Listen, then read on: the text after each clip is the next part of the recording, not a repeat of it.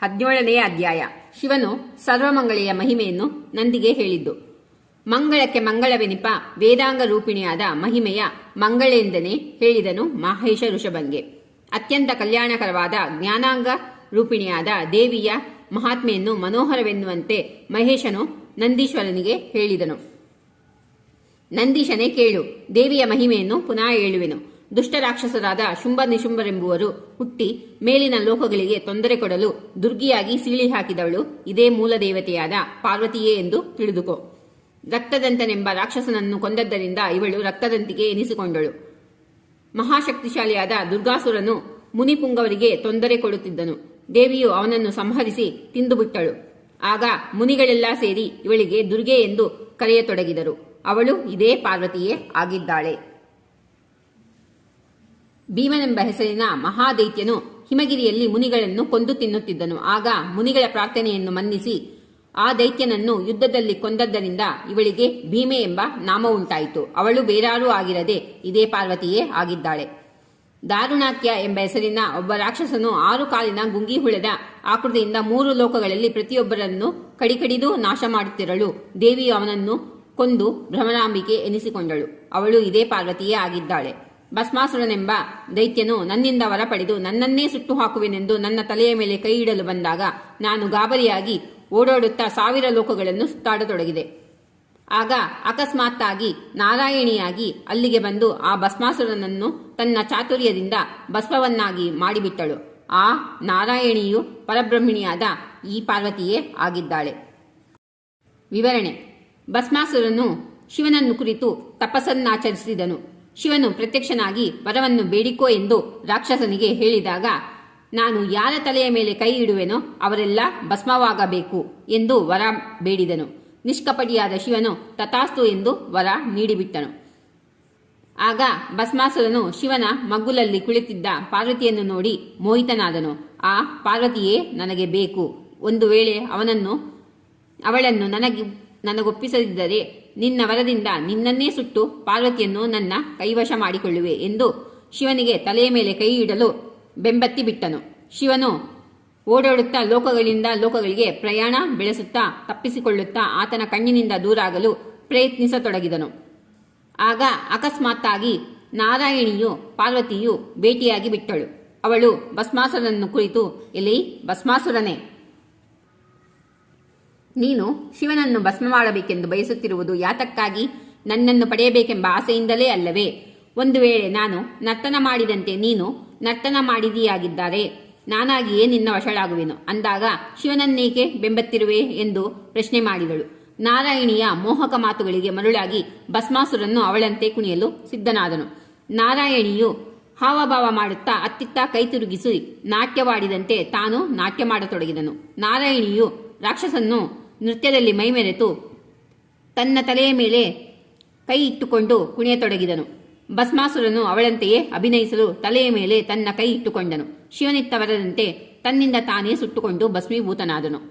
ಅತ್ಯಂತ ದುಷ್ಟರಾದ ಸೋಮಕ, ಹಯಗ್ರೀವರೆಂಬ ರಾಕ್ಷಸರು ಬ್ರಹ್ಮನು ನಿದ್ರೆಯಲ್ಲಿದ್ದಾಗ ಅವನಿಗೆ ತಿಳಿಯದಂತೆ ವೇದಗಳನ್ನು ಕದ್ದು ಸಮುದ್ರದಲ್ಲಡಗಿ ಕುಳಿತಿರಲು ಶ್ರೇಷ್ಠ ತ್ರಿಮಿಂಗಲನಾಗಿ ಹೋರಾಡಿ ಆ ದೈತ್ಯರನ್ನು ಕೊಂದು ಬ್ರಹ್ಮನಿಗೆ ವೇದಗಳನ್ನು ತಿರುಗಿ ತಂದುಕೊಟ್ಟು ವಿಷ್ಣುವಿನ ಮತ್ಸ್ಯಾವತಾರವು ಇದೇ ಪಾರ್ವತಿಯೇ ಆಗಿದ್ದಾಳೆ.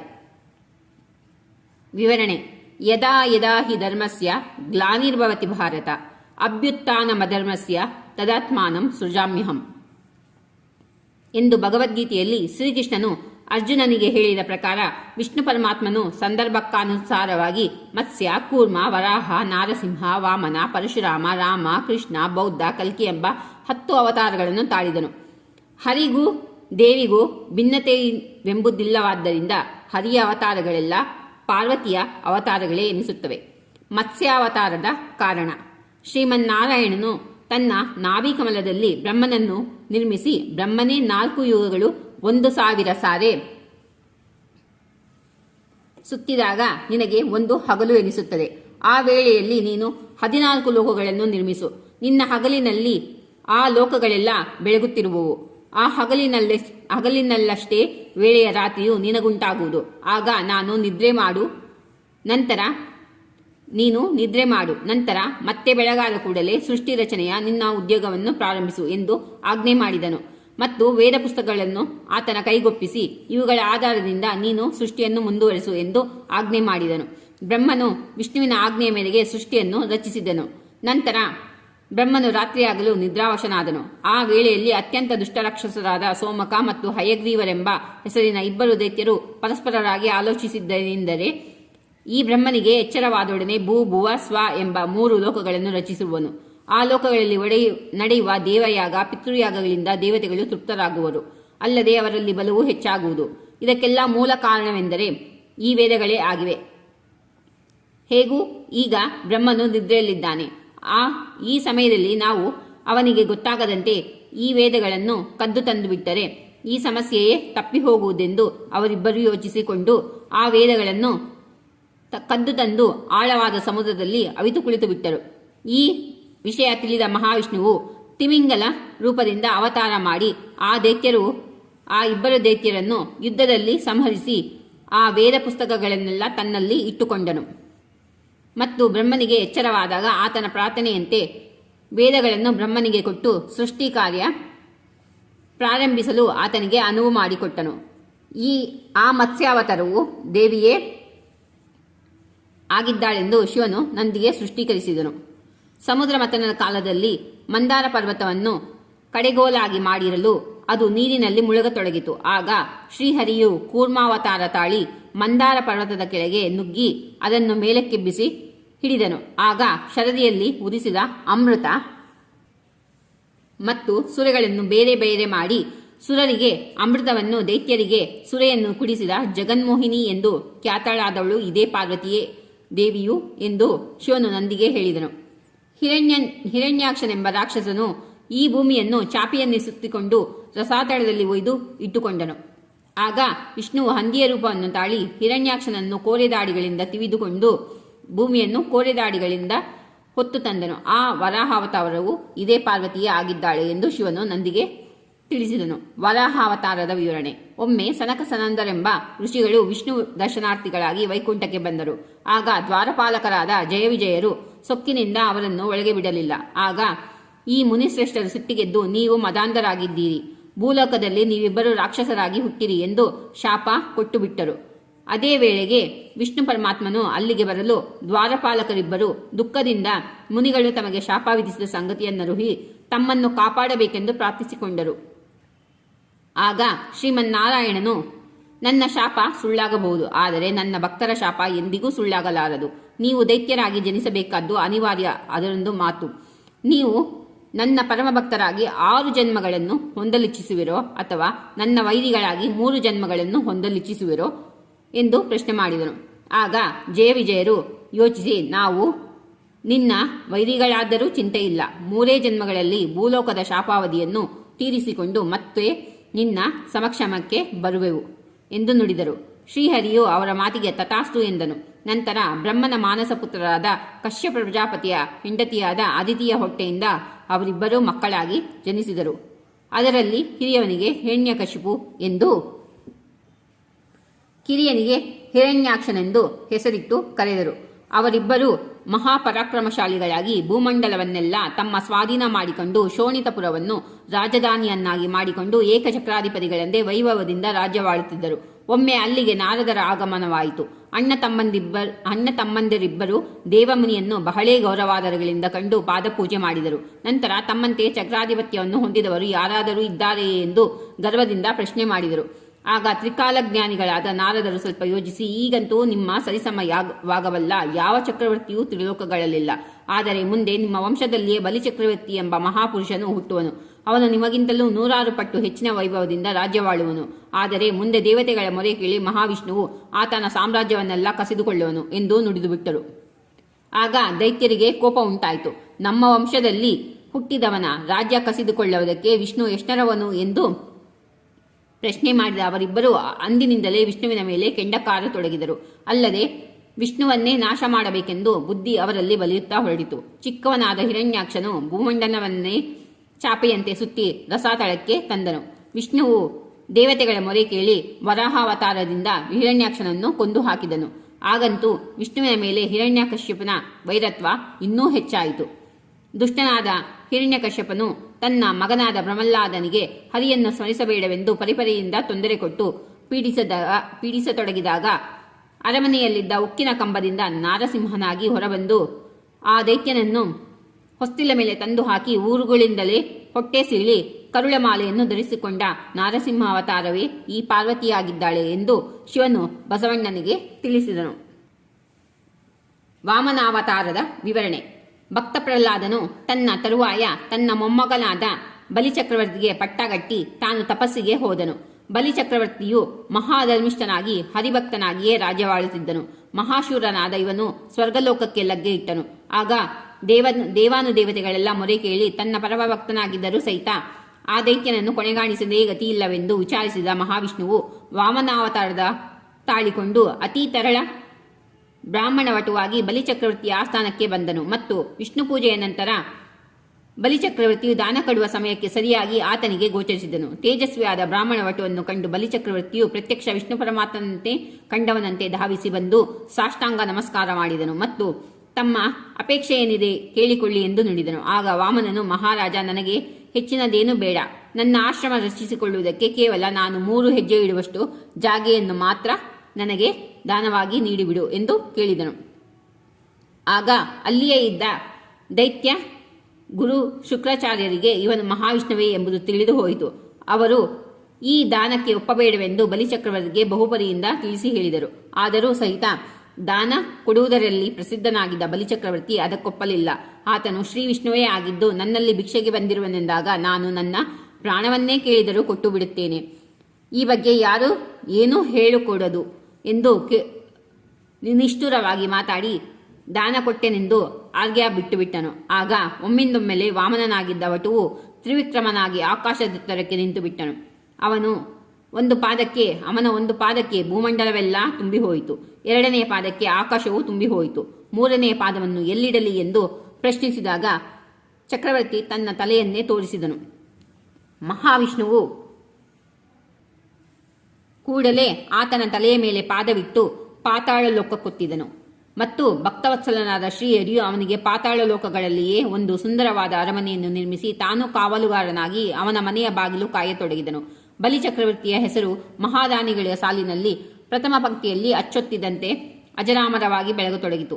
ಭಕ್ತವತ್ಸಲನಾದ ಶ್ರೀಮನ್ನಾರಾಯಣನು ಚಿರಂಜೀವಿ ಪಟ್ಟವನ್ನು ಬಲಿಗೆ ಕಲ್ಪಿಸಿಕೊಟ್ಟದ್ದಲ್ಲದೆ ಸದಾ ಅವನ ಅರಮನೆಯ ಪರಿಚಾರಕನಾಗಿ ಕಾರ್ಯನಿರ್ವಹಿಸುವ ಕೈಂಕರ್ಯವನ್ನು ಸ್ವಸಂತೋಷದಿಂದಲೇ ಸ್ವೀಕರಿಸಿದನು. ಬಲಿಚಕ್ರವರ್ತಿಯು ತ್ರೈಲೋಕ್ಯಾಧಿಪತ್ಯವನ್ನು ಪಡೆದೇ ತೀರುವೆನೆಂದು ಗರ್ವಿಷ್ಠನಾಗಿರುವಾಗೆ ಹರಿಯು ವಾಮನಾವತಾರ ತಾಳಿ ಗಿಡ್ಡ ಬ್ರಾಹ್ಮಣ ವಟುವಾಗಿ ಆತನ ಬಳಿಗೆ ಒಬ್ಬನೇ ಹೋಗಲು ಆತನ ತೇಜಸ್ಸು ಕಂಡ ಬಲಿಚಕ್ರವರ್ತಿಯು ಸರ್ವ ಸಂಭ್ರಮದಿಂದ ಆತನನ್ನು ಸ್ವಾಗತಿಸಿ ಬೇಕಾದದ್ದನ್ನು ಬೇಡಿಕೊಳ್ಳುತ್ತೇನೆ ಎಂದು ಗರ್ವದಿಂದ ನುಡಿದನು.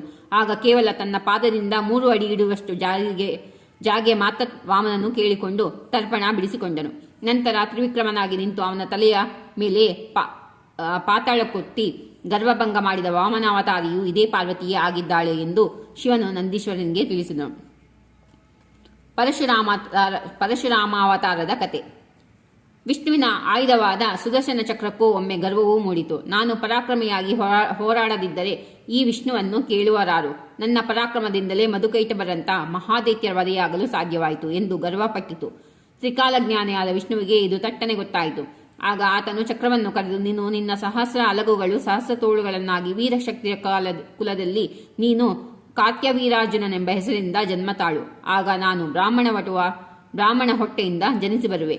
ಕಾರಣಾಂತರದಿಂದ ನಮ್ಮಿಬ್ಬರಲ್ಲಿ ಯುದ್ಧವೇರ್ಪಡುವುದು. ಆಗ ನನ್ನ ಬಲವು ಹೆಚ್ಚಿನದೋ ನಿನ್ನ ಬಲವು ಹೆಚ್ಚಿನದೋ ಎಂಬ ಪ್ರಶ್ನೆಗೆ ಉತ್ತರ ದೊರಕುವುದು ಎಂದು ನುಡಿದನು. ಚಕ್ರವು ಅದಕ್ಕೆ ಒಪ್ಪಿಕೊಂಡಿತು. ಮುಂದೆ ಆ ಚಕ್ರವೇ ಕ್ಷತ್ರಿಯ ಶ್ರೇಷ್ಠನಾದ ಸಹಸ್ರಬಾಹು ಕಾರ್ತ್ಯವೀರಾರ್ಜುನನಾಗಿ ಅವತಾರ ತಾಳಿತು. ಆತನು ಮಹಾಪರಾಕ್ರಮಶಾಲಿಯಾಗಿ ದಿಗ್ವಿಜಯಕ್ಕೆ ಹೊರಟನು. ತಿರುಗಿ ಬರುವಾಗ ಜಮದಗ್ನಿ ಋಷಿಗಳು ಆತನಿಗೆ ಆತಿಥ್ಯ ನೀಡಿ ಔತಣಕೂಟವನ್ನೇರ್ಪಡಿಸಿದರು. ಆಗ ಆತನ ಅಸಂಖ್ಯ ಸೈನಿಕ ಬಲಕ್ಕೆಲ್ಲ ಸಮೀಚೀನವಾದ ಪಕ್ವಾನದೂಟವನ್ನು ನೀಡಲಾಯಿತು. ಆಗ ಕಾರ್ತ್ಯವೀರಾಜನು ಒಬ್ಬ ಸಾಮಾನ್ಯ ತಪಸ್ವಿಯಾದ ಜಮದಗ್ನಿಯ ಇಷ್ಟೊಂದು ಜನಕ್ಕೆ ಸಮೀಚೀನ ಭೋಜನ ನೀಡಲು ಸಾಧ್ಯವಾಗುವುದಕ್ಕೆ ಕಾಮಧೇನುವೇ ಕಾರಣವೆಂಬುದನ್ನು ಅರಿತುಕೊಂಡನು. ಮತ್ತು ಜಮದಗ್ನಿ ಋಷಿಗಳಿಗೆ ಆ ಕಾಮಧೇನುವನ್ನು ನನಗೆ ಕೊಟ್ಟು ಬಿಡಿರೆಂದು ಒತ್ತಾಯಿಸತೊಡಗಿದನು. ಅದಕ್ಕೆ ಜಮದಗ್ನಿ ಋಷಿಗಳು ಒಪ್ಪದಿರಲು ಅದನ್ನು ಬಲಾತ್ಕಾರದಿಂದ ತನ್ನ ರಾಜ್ಯಕ್ಕೆ ಕೊಂಡೊಯ್ದನು. ದರ್ಬೆ ತರುವುದಕ್ಕೆಂದು ಅರಣ್ಯಕ್ಕೆ ಹೋಗಿದ ಪರಶುರಾಮನು ಜಮದಗ್ನಿ ಋಷಿಯ ಕೊನೆಯ ಮಗ. ತಿರುಗಿ ಬಂದಾಗ ವಿಷಯವನ್ನೆಲ್ಲ ತಿಳಿದುಕೊಂಡು ಕಾರ್ತ್ಯವೀರಾಜನ ಪಟ್ಟಣಕ್ಕೆ ಹೋಗಿ ಶಿವನ ಸಾಕ್ಷಾತ್ಕಾರದಿಂದ ದೊರೆತ ಪರಶು ಚಾಪಕುಳ್ಳಿವಿನಿಂದ ಅವನ ಸಹಸ್ರಭಾವವನ್ನು ಕತ್ತರಿಸಿ ಕೊಂದು ಹಾಕಿದನು. ನಂತರ ಚಕ್ರಕ್ಕೆ ಜ್ಞಾನೋದಯವಾಗಿ ತಿರುಗಿ ವೈಕುಂಠಕ್ಕೆ ಹೋಗಿ ವಿಷ್ಣುವಿನಲ್ಲಿ ಕ್ಷಮೆಯಾಚಿಸಿತು. ಆಗ ಕರುಣಾಳವಾದ ಶ್ರೀಹರಿಯು ಅದಕ್ಕೆ ಕ್ಷಮೆ ನೀಡಿ ಪುನಃ ತನ್ನ ಹಸ್ತದಲ್ಲಿ ಧರಿಸಿದನು. ಇದು ಸುದರ್ಶನ ಚಕ್ರಕ್ಕೆ ಗರ್ವ ಉಂಟಾದ ನಂತರದ ಕಥಾನಕ. ಕಾಮಧೇನುವನ್ನು ಕೊಡು ಎಂದು ಕೇಳಿದ ಕಾರ್ತ್ಯವೀರ್ಯಾರ್ಜುನನು ಅಜ್ಞಾನದಿಂದ ಜಮದಗ್ನಿಯನ್ನು ಕೋಪದಿಂದ ಕಡಿದು ಹಾಕಿದನು. ಆಗ ಜಮದಗ್ನಿಯ ಕಿರಿಯ ಮಗನಾದ ಪರಶುರಾಮನು ಸಿಟ್ಟಿಗೆದ್ದು ಶಿವನು ಕೊಟ್ಟ ಕೊಡಲಿಯಿಂದ ಆ ದೈತ್ಯನ ಸಹಸ್ರಬಾಹುಗಳನ್ನು ಕತ್ತರಿಸಿ ಕೊಂದು ಹಾಕಿದನು. ವಿಷ್ಣುವಿನ ಆ ಪರಶುರಾಮಾವತಾರವು ಇದೇ ಪಾರ್ವತಿಯೇ ಆಗಿದ್ದಾಳೆಂದು ಶಿವನು ನಂದಿಗೆ ತಿಳಿಸಿದನು. ರಾಮಾವತಾರದ ಕತೆ. ವಿಷ್ಣುವಿನ ದ್ವಾರಪಾಲಕರಾಗಿದ್ದ ಜೇವಿಜರು ತಮ್ಮ ಎರಡನೆಯ ಜನ್ಮದಲ್ಲಿ ರಾವಣ ಮತ್ತು ಕುಂಭಕರ್ಣರೆಂಬ ಹೆಸರಿನ ವಿಶ್ವವಸು ಮತ್ತು ಕೈಕೇಸೆಯನೆಂಬ ದಂಪತಿಗಳಿಗೆ ಮಕ್ಕಳಾಗಿ ಜನಿಸಿದರು. ರಾವಣನು ಮಹಾಶಿವಭಕ್ತನು. ಆತನು ಬ್ರಹ್ಮದೇವನನ್ನು ತಪಸ್ಸಿನಿಂದ ಮೆಚ್ಚಿಸಿ ತನಗೆ ದಾನವರಿಂದಾಗಲಿ ದೇವತೆಗಳಿಂದಾಗಲಿ ಮರಣಬಾರಬಾರದೆಂದು ವರ ಪಡೆದುಕೊಂಡಿದ್ದನು. ಇವರು ಲಂಕಾಪಟ್ಟಣವನ್ನು ರಾಜಧಾನಿಯನ್ನಾಗಿ ಮಾಡಿಕೊಂಡಿದ್ದನು. ಇತ್ತ ಭೂಲೋಕದಲ್ಲಿ ಪುತ್ರ ಸಂತಾನವಿಲ್ಲದ ದಶರಥ ರಾಜನು ಪುತ್ರಕಾಮಿಷ್ಟಿಯಾಗ ಮಾಡಲು ವಿಷ್ಣುವು ದಶರಥನ ಮೊದಲ ರಾಣಿಯರಾದ ಕೌಸಲ್ಯ ಉದರದಿಂದ ರಾಮನೆಂಬ ನಾಮದಿಂದ ಅವತಾರ ಮಾಡಿದನು. ದಶರಥನ ಎರಡನೇ ಹೆಂಡತಿಯಾದ ಸುಮಿತ್ರೆಯ ಹೊಟ್ಟೆಯಿಂದ ಆದಿಶೇಷಾವತಾರಿಯಾದ ಲಕ್ಷ್ಮಣನು ಹುಟ್ಟಿದನು. ಇವನ ಜೊತೆಯಲ್ಲಿಯೇ ಅವಳಿಯಾಗಿ ಶತ್ರುಘ್ನೆಂಬುವನು ಹುಟ್ಟಿದನು. ದಶರಥನ ಮೂರನೇ ಹೆಂಡತಿಯಾದ ಹೊಟ್ಟೆಯಿಂದ ಭರತನು ಹುಟ್ಟಿದನು. ಮಿಥಿಲಾ ನಗರದ ಜನಕರಾಜನ ಮಗಳು ಸೀತೆಯಾಗಿ ಲಕ್ಷ್ಮೀದೇವಿಯ ಅವತಾರ ಮಾಡಿದಳು. ಜನಕರಾಜನು ತನ್ನ ಮಗಳಾದ ಸೀತೆಯ ಸ್ವಯಂವರವನ್ನು ಸಾರಿದಾಗ ರಾಮನು ಶಿವಧನಸ್ಸನ್ನು ಮುರಿದು ಸೀತೆಯ ಪಾಣಿಗ್ರಹಣ ಮಾಡಿದನು. ದಶರಥನು ರಾಮನಿಗೆ ಪಟ್ಟಾಭಿಷೇಕ ಮಾಡಲೆತ್ನಿಸಿದಾಗ ಅವನ ಚಿಕ್ಕ ಹೆಂಡತಿಯಾದ ಕೈಕೇಯಿಯು ಅಡ್ಡವಾದಳು. ದಶರಥನು ದೇವಾಸುರ ಯುದ್ಧದ ವೇಳೆಯಲ್ಲಿ ವಚನ ಕೊಟ್ಟ ಪ್ರಕಾರ ಅವಳು ದಶರಥನಿಂದ 3 ವಚನಗಳನ್ನು ಪಡೆದಳು. ಈ ಪ್ರಕಾರವಾಗಿ ಭರತನಿಗೆ ಪಟ್ಟಾಭಿಷೇಕವಾಗಬೇಕೆಂದು ರಾಮಲಕ್ಷ್ಮಣ ಸೀತೆಯರು 14 ವರ್ಷಗಳವರೆಗೆ ಕಾಡಿಗೆ ತೆರಳಬೇಕೆಂದು ಕೈಕೇಯಿಯ ಹಠ ಹಿಡಿದಳು. ರಾಮನು ತಂದೆಯ ಆಜ್ಞೆ ಪಾಲಿಸುವುದಕ್ಕಾಗಿ ಕಾಡಿಗೆ ಹೊರಡಲು ಸಿದ್ಧನಾದನು. ಸೀತೆ ಲಕ್ಷ್ಮಣರು ಅವನೊಂದಿಗೆ ಹೊರಟರು. ಅವರು ವನವಾಸಿಗಳಾಗಿ ದಂಡಕಾರಣ್ಯದಲ್ಲಿರುವಾಗ ಶೂರ್ಪನಖಿ ಎಂಬ ತಂಗಿಯ ಮಾತು ಕೇಳಿ ರಾವಣನು ಸೀತಾದೇವಿಯನ್ನು ರಾಮಲಕ್ಷ್ಮಣರಿಲ್ಲದ ಸಮಯದಲ್ಲಿ ಒತ್ತಾಯದಿಂದ ಪುಷ್ಪಕ ವಿಮಾನದಲ್ಲಿರಿಸಿಕೊಂಡು ಲಂಕೆಗೆ ತೆಗೆದುಕೊಂಡು ಹೋದನು. ನಂತರ ರಾಮಲಕ್ಷ್ಮಣರು ಸೀತೆಯನ್ನರಸುತ್ತಾ ಹೊರಡುವರು. ಮುಂದಿನ ರಾಮಾಯಣದ ಕಥೆಯು ಜಗತ್ಪ್ರಸಿದ್ಧವಾಗಿರುವುದರಿಂದ ಇಲ್ಲಿ ಅದನ್ನು ವಿವರವಾಗಿ ಹೇಳಬೇಕಾದ ಪ್ರಮೇಯವಿಲ್ಲ. ರಾವಣನು ಸೀತೆಯನ್ನು ಕದ್ದೊಯ್ದದ್ದಕ್ಕಾಗಿ ನಳ, ನೀಲ, ಸುಗ್ರೀವ, ಹನುಮಂತ ಮೊದಲಾದ ವಾನರರ ಬಲದೊಂದಿಗೆ ಸಮುದ್ರಕ್ಕೆ ಸೇತುವೆಯನ್ನು ನಿರ್ಮಿಸಿ ಲಂಕಾಪಟ್ಟಣಕ್ಕೆ ನುಗ್ಗಿ ರಾವಣ ಕುಂಭಕರ್ಣರನ್ನು ಸಕಲ ಬಲದೊಂದಿಗೆ ನಾಶ ಮಾಡಿ ಅಯೋಧ್ಯ ಪಟ್ಟಣವನ್ನು ಸಮರ್ಥ ರೀತಿಯಲ್ಲಿ ಆಳಿದ ರಾಮಾವತಾರವು ಇದೇ ಪಾರ್ವತಿಯೇ ಆಗಿದ್ದಾಳೆ ಎಂದು ಶಿವನು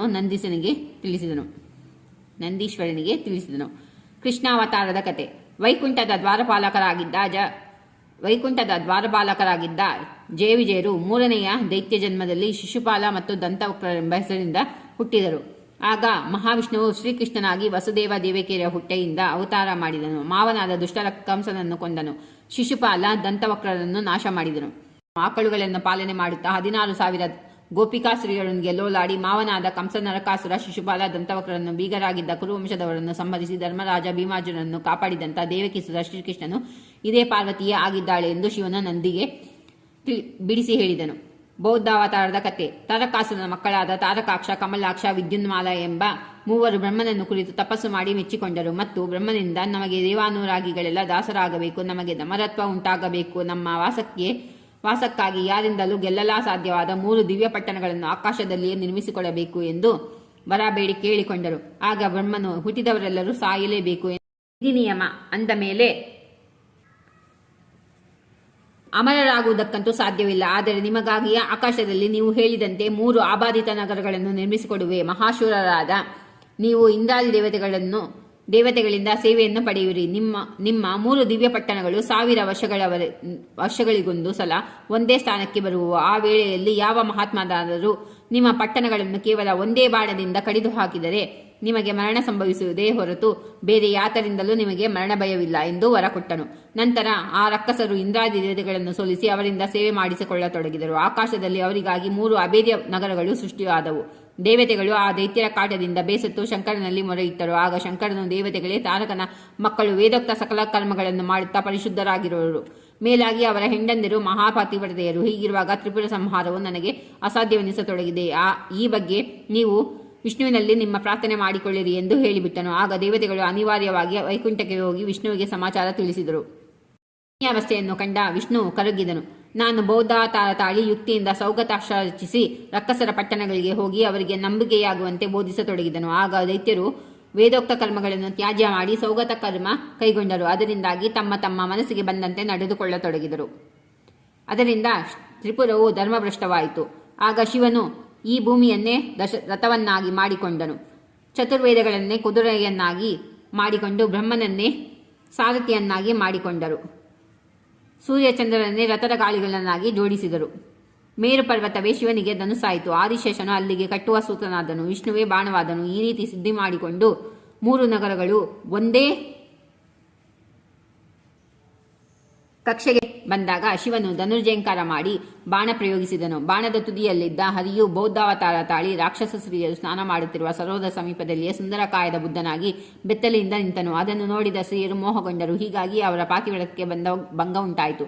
ತ್ರಿಪುರಗಳು ಶಿವನ ಬಾಣದಿಂದ ಬೆಂದು ಭಸ್ಮೀಭೂತವಾದವು. ಶಿವನು ತ್ರಿಪುರ ರಾಕ್ಷಸನಿಗೆ ಯುದ್ಧ ಮಾಡುತ್ತಿರಲು ಆತನಿಂದ ಯುದ್ಧದಲ್ಲಿ ಸತ್ತ ಸೈನಿಕರು ಅವರವರ ಹೆಂಡಂದಿರ ಪಾತಿವ್ರತ್ಯರ ಪ್ರಭಾವದಿಂದ ಮತ್ತೆ ಮತ್ತೆ ಹುಟ್ಟಿ ಬರತೊಡಗಿದರು. ಆಗ ಬಾಣದ ಕೊನೆಯಲ್ಲಿದ್ದ ಶ್ರೀಯರು ಒಂದು ಉಪಾಯ ಮಾಡಿ ರಾಕ್ಷಸ ಸ್ತ್ರೀಯರು ಸ್ನಾನ ಮಾಡುತ್ತಿರುವ ಕೊಳದ ಬಳಿಯಲ್ಲಿ ಸುಂದರಾಕಾರದ ಬೌದ್ಧನಾಗಿ ಬತ್ತಲೆ ನಿಂತು ಬಿಟ್ಟನು. ಅವನ ಸೌಂದರ್ಯವನ್ನು ನೋಡಿದ ರಾಕ್ಷಸ ಸ್ತ್ರೀಯರು ಮೋಹಿತರಾಗತೊಡಗಿದರು. ಹೀಗಾಗಿ ಅವರ ಪಾತಿವ್ರತ್ಯ ಕೆಟ್ಟು ಹೋಯಿತು. ತಕ್ಷಣವೇ ತ್ರಿಪುರಗಳು ಶಿವನ ಬಾಣದಿಂದ ಭಸ್ಮವಾದವು. ಹಾಗೆ ಬೌದ್ಧಾವತಾರ ತಾಳಿದವಳು ಇದೇ ಪಾರ್ವತಿಯೇ ಆಗಿದ್ದಾಳೆ ಎಂದು ಶಿವನು ನಂದಿಗೆ ತಿಳಿಸಿದನು. ಕಲಿಯುಗದ ಕೊನೆಯಲ್ಲಿ ದುರ್ಜನರೇ ಪ್ರಬಲರಾಗಲು ದುಷ್ಕರ್ಮಗಳೇ ಹೆಚ್ಚಾಗುವು. ಆಗ ಮಹಾವಿಷ್ಣುವು ಒಬ್ಬ ಬ್ರಾಹ್ಮಣನಿಗೆ ಕುಮಾರನಾಗಿ ಕುದುರೆ ಮುಖವುಳ್ಳವನಾಗಿ ಅವತರಿಸುವನು. ಅವನು ಹಿರಿಯ ಕುದುರೆಯೊಂದನ್ನೇರಿ ದುರ್ಜನರನ್ನು ಕಡಿಯುತ್ತಾ ಸಜ್ಜನರ ಪರಿಪಾಲನೆ ಮಾಡುತ್ತಾ ದೇಶದಲ್ಲೆಲ್ಲ ತಿರುಗಾಡಿ ಧರ್ಮವನ್ನು ಪುನಃ ಸಂಸ್ಥಾಪಿಸುವನು. ವಿಷ್ಣುವಿನ ಆ ಕಲ್ಕಿಯ ಅವತಾರವು ಇದೇ ಪಾರ್ವತಿಯೇ ಆಗಿದ್ದಾಳೆ ಎಂದು ಶಿವನು ನಂದಿಗೆ ತಿಳಿಸಿದನು. ಕಲಿಯುಗದ ಕೊನೆಯಲ್ಲಿ ದುರ್ಜನರೇ ಪ್ರಬಲರಾಗಲು ದುಷ್ಕರ್ಮಗಳೇ ಹೆಚ್ಚಾಗುವುವು. ಆಗ ಮಹಾವಿಷ್ಣುವು ಒಬ್ಬ ಬ್ರಾಹ್ಮಣನಿಗೆ ಕುಮಾರನಾಗಿ ಕುದುರೆ ಮುಖವುಳ್ಳವನಾಗಿ ಅವತರಿಸುವನು. ಅವನು ಹಿರಿಯ ಕುದುರೆಯೊಂದನ್ನೇರಿ ದುರ್ಜನರನ್ನು ಕಡಿಯುತ್ತಾ ಸಜ್ಜನರ ಪರಿಪಾಲನೆ ಮಾಡುತ್ತಾ ದೇಶದಲ್ಲೆಲ್ಲ ತಿರುಗಾಡಿ ಧರ್ಮವನ್ನು ಪುನಃ ಸಂಸ್ಥಾಪಿಸುವನು. ವಿಷ್ಣುವಿನ ಆ ಕಲ್ಕಿಯ ಅವತಾರವು ಇದೇ ಪಾರ್ವತಿಯೇ ಆಗಿದ್ದಾಳೆ ಎಂದು ಶಿವನು ನಂದಿಗೆ ತಿಳಿಸಿದನು. ಎಲೆ ಬಸವೇಶ, ಕೇಳು. ದೇಹದೊಳಗೆ ದೇವಿಯ ಅವತಾರಗಳನ್ನು, ಚಕ್ರದ ಸ್ಥಳ, ದಳಗಳು, ಬೀಜ, ವರ್ಣ, ಅದಕ್ಕೆ ಅಧಿಪತಿಗಳಾರೆಂಬುದನ್ನು ನಿನಗೆ ಚೆನ್ನಾಗಿ ವಿಸ್ತರಿಸುತ್ತೇನೆ. ದೇವಿಯ ಮಹಿಮೆಗೆ ಯಾವುದೂ ಸರಿಯಾದದ್ದಿಲ್ಲ. ದೇವಿಯ ಚರಿತ್ರೆ ಅತ್ಯಂತ ಪಾವನವಾದದ್ದು. ಆಧಾರ ಚಕ್ರಕ್ಕೆ ಮನೆಯು ಗುದವು. 4 ದಳಗಳು ವ, ಶ, ಶ, ಸ.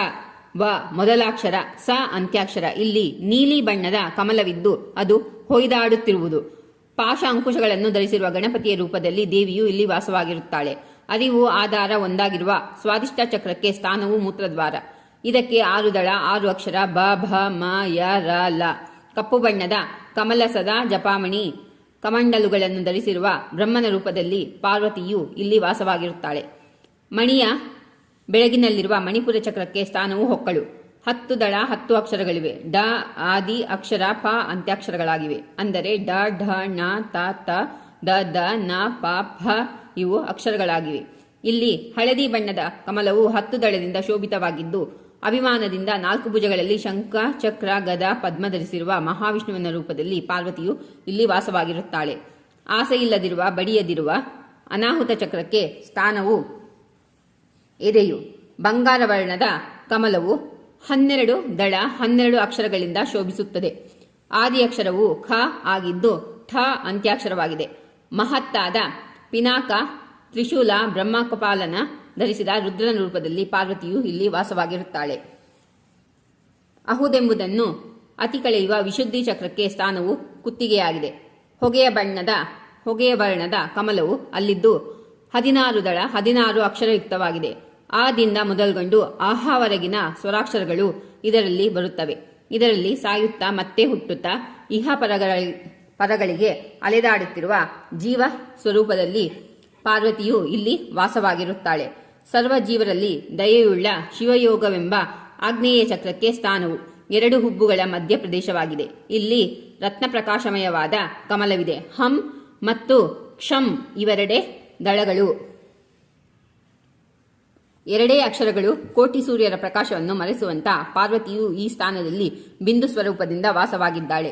ಸಹಸ್ರಾದ ಚಕ್ರಕ್ಕೆ ಊರ್ಧ್ವ ಮುಖವುಳ್ಳ ಬ್ರಹ್ಮರಂಧ್ರ ಸ್ಥಾನವು 1000 ದಳದ ಕಮಲದಲ್ಲಿ ಅಮೃತವು ತುಂಬಿಕೊಂಡಿದ್ದು ಅಲ್ಲಾಡದಿರುವ ಬಹುಪ್ರಕಾಶವನ್ನು ಧರಿಸಿ ಬ್ರಹ್ಮಾಂತರಗಳ ವಾಸನೆಗಳೇ ಇಲ್ಲದ ಸದ್ರೂಪ ನಿರ್ಮಲದ ಪರಬ್ರಹ್ಮವು ಇದೇ ಪಾರ್ವತಿಯೇ ಆಗಿದ್ದಾಳೆಂದು ಶಿವನು ನಂದಿಗೆ ತಿಳಿಸಿದನು.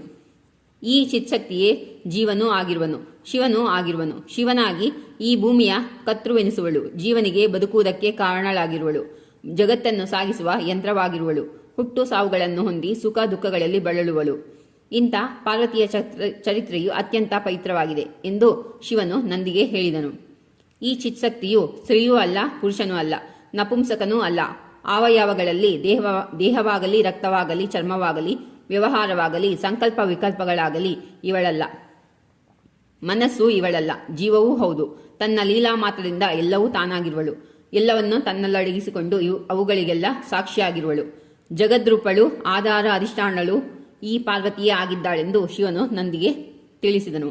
ಇವಳು ಓಂ ಎಂಬ ಪ್ರಣವರೂಪಳು, ಆದರೆ ನಾದಬಿಂದು ಕಲೆಗಳಿಗೆ ನಿಲುಕದವಳು. ವೀಣಾದಿ ಅನಂತನಾದಗಳು ಇವಳೇ ಆಗಿದ್ದಾಳೆ. ಇವಳು ನಾದಮಗ್ನಳು ಹೌದು. ವಾದವರುಣದ ಸ್ವರೂಪವು ಈಕೆಯೇ. ನಾದಬಿಂದು ಕಲೆಯ ಸ್ವರೂಪಳು, ಇವಳಿಗೆ ಮೀರಿದವಳು.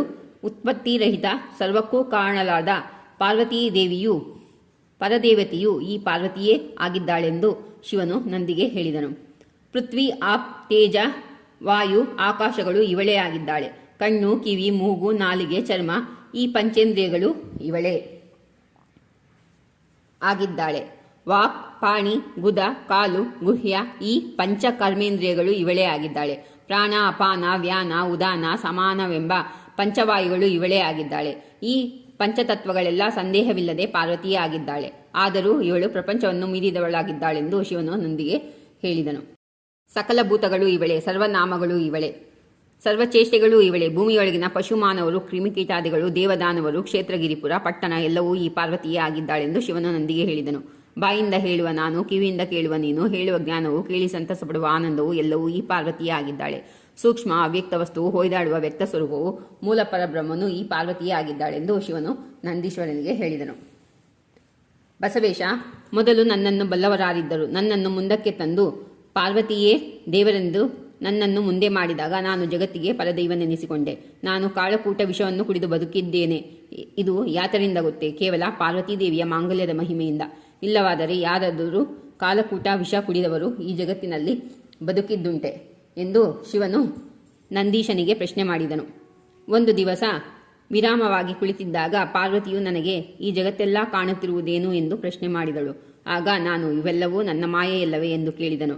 ಆಗ ಈ ಗೌರಿಯು ಹಾಗಿದ್ದರೆ ನನ್ನ ಮಾಯೆಯನ್ನು ನೋಡಿರಿ ಎಂದವಳೇ ಒಂದು ಚಿಟಿಕೆ ಹಾಕಿದಳು. ಕೂಡಲೇ ಬಹಳಷ್ಟು ಜನ ಹರಿಹರ ಬ್ರಹ್ಮರು ಕಾಣಿಸತೊಡಗಿದರು. ಅವರು ಸಾವಿರಾರು ಸಂಖ್ಯೆಯವರಾಗಿದ್ದು ಒಬ್ಬೊಬ್ಬರಿಗೆ 20-30ರಂತೆ ಮುಖಗಳಿದ್ದ ಪರಿಚಾರಕರನ್ನು ಹೊಂದಿದವರಾಗಿದ್ದರು. ಅವರನ್ನೆಲ್ಲ ನೋಡಿ ನಾನು ಹೆದರಿಬಿಟ್ಟೆನು. ಅವರ ತೇಜಸ್ಸನ್ನು, ಅವರ ರೂಪವನ್ನು, ಅವರ ಶೌರ್ಯ, ಸಂಪತ್ತು, ವೈಭವಗಳನ್ನೆಲ್ಲ ನೋಡಿ ನಾನು ಹೆದರಿ ಗದಗದ ನಡಗತೊಡಗಿದನು. ಆಗ ಈ ಗೌರಿಯು ನನ್ನನ್ನು 2 ಕೈಗಳಿಂದ ಅಪ್ಪಿಕೊಂಡು ಹೆದರಬೇಡಿರೆಂದು ಧೈರ್ಯ ಹೇಳಿದಳು. ಕೂಡಲೇ ಆ ಮಾಯೆಯೆಲ್ಲ ಅಡಗಿ ಹೋಯಿತು. ಗೌರಿಯು ಅದಕ್ಕಾಗಿ ಬೆದರಿದರೆಂದು ನನ್ನನ್ನು ಕೇಳಿದಳು. ಭಯಾನಕವಾದ ಆಶ್ಚರ್ಯ ಕಂಡದ್ದರಿಂದ ನಾನು ಅಂಜಿದೆನೆಂದು ತಿಳಿಸಿದೆ. ಆಗ ಪಾರ್ವತಿಯು ಸವಿಮಾತಿನಿಂದ, ಜಗದೊಡೆಯ, ನಿನ್ನ ಮಾಯೆಗೆ ನೀನೇ ಅಂಜಿಕೊಳ್ಳಬಹುದೇ ಎನ್ನುತ್ತಾ ನನ್ನನ್ನು ಸಂತೈಸಿದಳು. ಒಂದು ದಿವಸ ಸಭೆಯೊಳಗೆ ಋಷಿಗಳೆಲ್ಲ ಕುಳಿತಿರುವಾಗೆ ಶ್ರೀರಾಮಚಂದ್ರನು ವಸಿಷ್ಠರಿಗೆ ನಮಸ್ಕಾರ ಮಾಡಿ, ಸ್ವಾಮಿ, ಮಾಯೆ ಹೇಗಿರುವುದು ಎಂದು ಪ್ರಶ್ನೆ ಮಾಡಿದನು. ಆ ವಸಿಷ್ಠನು ಗೊಂದಲಕ್ಕೆ ಬಿದ್ದಾಗ ಇವನಿಗೇನುತ್ತರಿಸಲಿ ಎಂದು ಯೋಚಿಸುತ್ತಾ ಮಾಯೆಯು ಮಿಥ್ಯವಾದದ್ದು ಎಂದು ನುಡಿದುಬಿಟ್ಟನು. ತಪ್ಪು ತಿಳುವಳಿಕೆಯಲ್ಲಿ ವಸಿಷ್ಠರ ಮನಸ್ಸು ಅಡವಿಗೆ ಹೋಯಿತು. ಅಲ್ಲಿ ಒಬ್ಬ ಸುಂದರಿಯಾದ ಬೇಡರ ತರುಣಿಯೊಂದಿಗೆ ವಸಿಷ್ಠರು ಕೂಡಿಕೊಂಡರು. 4-8 ಮಕ್ಕಳು ಆದವು. ಮತ್ತೆ ಮನಸ್ಸು ಸಭೆಯೆಡೆಗೆ ಹೊರಳಿತು. ಶ್ರೀರಾಮನಿಗೆ ಏನುತ್ತರ ಕೊಡಲಿ ಎಂದು ಯೋಚಿಸುವಷ್ಟರಲ್ಲಿಯೇ ಮನಸ್ಸಿನ ಸಂಗಡವೇ ಆ ಬೇಡರ ಸ್ತ್ರೀಯು ಸಭೆಗೆ ಬಂದಳು. ನನ್ನನ್ನು ನನ್ನ ಶಿಶುಗಳನ್ನು ಬಿಟ್ಟು ನೀನಿಲ್ಲಿ ಬಂದಿರುವುದು ಉಳಿತಾಯಿತೆ. ಅಯ್ಯ, ನೀವಾದರೂ ಈ ವಸಿಷ್ಠರಿಗೆ ಬುದ್ಧಿ ಹೇಳಿರಯ್ಯ ಎಂದು ಶಬರಿಯು ನುಡಿಯಲು ಸಭೆಯಲ್ಲಿರುವವರೆಲ್ಲ ಆಶ್ಚರ್ಯಚಕಿತರಾದರು. ವಸಿಷ್ಠನು ಬೆರಗಾದನು. ಈ ವಸಿಷ್ಠರು ಶಬರಿಯನ್ನು ಮಾಡಿಕೊಂಡಿರುವರೇ ಎಂಬ ಸಂಶಯದಿಂದ ಅವರೆಲ್ಲರೂ ಒಬ್ಬರ ಮುಖವನ್ನೊಬ್ಬರು ನೋಡಿಕೊಂಡರು. ರಾಮಚಂದ್ರನು ನಸುನಗುತ್ತಿರಲು ವಸಿಷ್ಠನು ಅಪಮಾನದಿಂದ ತಲೆ ತಗ್ಗಿಸಿದನು. ಇದೇನು ಕರ್ಮ ಬಂತಪ್ಪ, ನಾನು ಯಾರು, ಈ ಬೆಡತಿ ಯಾರು, ಅಯ್ಯೋ ಶಿವ ಎಂದು ವಸಿಷ್ಠನು ಯೋಚಿಸುವಷ್ಟರಲ್ಲಿಯೇ ಶ್ರೀರಾಮನು ಅತ್ತ ನೋಡಿದಾಕ್ಷಣವೇ ಬೇಡತಿಯು ತನ್ನ ಮಕ್ಕಳು ಸಮೇತಳಾಗಿ ಅದೃಶ್ಯಳಾಗಿ ಹೋದಳು. ಬೇಡ ಹೆಂಗಸು ಕಾಣದಂತಾಗಲು ವಸಿಷ್ಠನಿಗೆ ತನ್ನ ತಪ್ಪಿನ ಅರಿವಾಯಿತು. ಬಳಿಕ ಆತನು ರಾಮನನ್ನು ಕುರಿತು ಮಾಯೆಯು ಮಿಥ್ಯೆ ಎನ್ನುವುದು ಮಹಾತಪ್ಪು ಎಂದು ತಿದ್ದಿಕೊಂಡನು ಮತ್ತು ಮಹಾಮಾಯೆಯಾಗಿದ್ದ ದೇವಿಯನ್ನು ಅವಳ ಮಹಿಮೆಯನ್ನು ವೇದಾಂತ ವಾಕ್ಯಗಳಿಂದ ಸ್ತೋತ್ರ ಮಾಡುತ್ತಾ ದೇವಿಯ ನನ್ನನ್ನು ಕ್ಷಮಿಸೆಂದು ವಿನಂತಿಸಿಕೊಂಡನು. ಹುಟ್ಟು ಸಾವಿಗಳಿಲ್ಲದವಳೆ, ಗುಣರಹಿತಳೆ, ಆವಯಾವರಹಿತಳೆ, ನಿಜವಾದ ಅರುಹಿನ ಸತ್ಯರ ಸ್ವರೂಪಳೆ, ಸರ್ವಸಾಕ್ಷಿಯೇ, ಶ್ರೇಷ್ಠಳೆ, ಪೂರ್ಣಬ್ರಹ್ಮೆಯೇ, ಪೂರ್ವಸ್ವರೂಪಳೆ, ಚಿತ್ ಸ್ವರೂಪಳೆ, ಚಿತ್ ಮಾತ್ರಳೆ, ಚಿತ್ಬೇಳೆ, 3 ರೂಪಗಳನ್ನು ಮಾಡಿದಾಕೆಯೇ ರಕ್ಷಿಸು ಎಂದು ವಸಿಷ್ಠನು ಬೇಡಿಕೊಂಡನು. ಶ್ರೀಮಂತಳಾದವಳೆ, ದರಿದ್ರಳೂ ಆದವಳೆ, ಅನೇಕ ಶಿವರನ್ನು ಪಡೆದ ತಾಯಿಯೇ, ಗುಣಾತೀತಳೆ, ಅತಿ ರಹಸ್ಯವುಳ್ಳವಳೆ, ಗುರು ಸ್ವರೂಪಳೆ, ಅವ್ಯಯಳೆ, ಉನ್ಮನಿಯೇ, ಸಹಜಳೆ, ದೇಹರಹಿತಳೆ, ತ್ರಾಹಿ ಎಂದು ವಸಿಷ್ಠನು ಪ್ರಾರ್ಥಿಸಿದನು.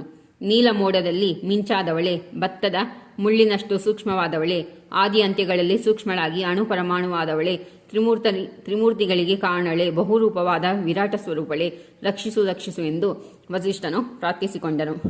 ಆ ಉ ಮಾ ಎಂಬ ಅಕ್ಷರತ್ರಯರಾದ ಬ್ರಹ್ಮ ವಿಷ್ಣು ಮಹೇಶ್ವರ ಸ್ವರೂಪಳೆ, ಅರ್ಧಪಾತ್ರೆಯಾದ ಸ್ವತ್ವ ರೂಪ ಈಶ್ವರಳಾದವಳೆ, ಅಕ್ಷರ ಒಳಗಿದ ಒಂದು ಮಾತ್ರ ಸದಾಶಿವವೆನಿಸುವವಳೆ, 0 ಏಕಾಂತಕ್ಕೆ ಸಾಕ್ಷಿಯಾದವಳೆ, ವೃತ್ತಿರಹಿತ ಉಪಾಧಿರಹಿತ ಪರವಸ್ತುವೆ, ಮೋಕ್ಷ ಆರೂಢರ ನಿಜ ಸಂಕಾಭಾವಿಯೇ, ರಕ್ಷಿಸು ಎಂದು ವಸಿಷ್ಠನು ಪರದೇವಿಯಲ್ಲಿ ಪ್ರಾರ್ಥಿಸಿಕೊಂಡನು.